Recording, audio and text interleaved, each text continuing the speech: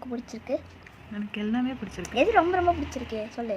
சிவன் பிடிச்சிருக்கு. இந்த லீஃப் எல்லாம் கரெக்டாக பண்ணியிருக்க பிடிச்சிருக்கு. இந்த ரோஸ்லாம் எல்லாம் அப்படியே பர்ஃபெக்டாக இருக்குது, அதுவும் பிடிச்சிருக்கு. எல்லாம் பிடிச்சிருக்கு எனக்கு. கலர் காம்பினேஷன்ஸ் பிடிச்சிருக்கு.